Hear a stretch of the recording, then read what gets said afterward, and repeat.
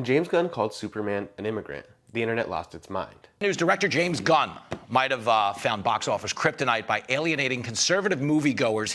Yeah, if you listen in the background, you could hear the producers shooting themselves. But let's get something clear. Superheroes have always been political. The year was 1941, before America entered World War II.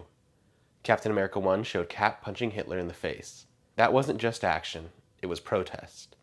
The creators, Jack Kirby and Joe Simon, both Jewish, used Cap to speak out against fascism.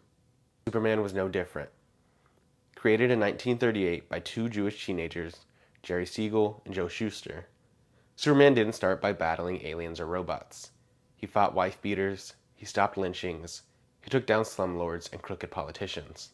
He was a social justice warrior before the internet made that term ammunition.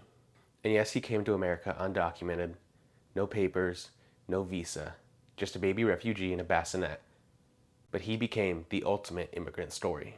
Raised in Kansas, he changed his name from Kal-El to Clark Kent, tried to fit in, and used his powers not for conquest, but protection. He was feared until he proved himself, and then he became America's greatest protector. Now let's talk about Lex Luthor. When DC rebooted Superman in 1986, they reimagined Luthor not as a mad scientist, but as a greedy, narcissistic billionaire based on none other than Donald Trump. Since then, Luthor has consistently represented the unchecked power of wealth and ego, even running for president on an anti-alien platform in 2000. That's not subtle, that's intentional. So when James Gunn's Superman introduces a conflict between brown-skinned resistance of Jarhanpur and the American-backed military force of Baravia, it's not going woke, it's staying true to legacy. Jarhanpur is under siege, and Yahoo-coded leader calls for blood in the streets and cuts a deal with Lex Luthor, offering half the land in exchange for power. Sound familiar? That's not science fiction. It's ripped straight from today's headlines. We'll take over the Gaza Strip, and we will do a job with it, too. We'll own it. This isn't a coincidence. It's commentary. And Superman isn't alone. X-Men, created in the 60s, and it eventually became an allegory for the civil rights movement. Mutants were hated for being different, and it tackles themes of bigotry and racism. Iron Man was born out of the Vietnam War, a literal weapons manufacturer forced to confront his role in American imperialism. He's dead, and I blame you. Comics have never been just escapism.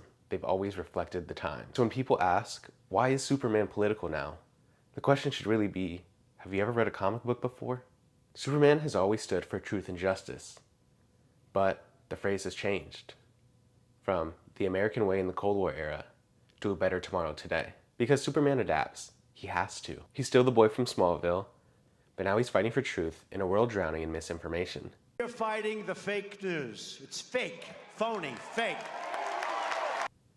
Justice in a rigged system against the vulnerable. Continue to show up for routine immigration hearings, then detain people after their appearance.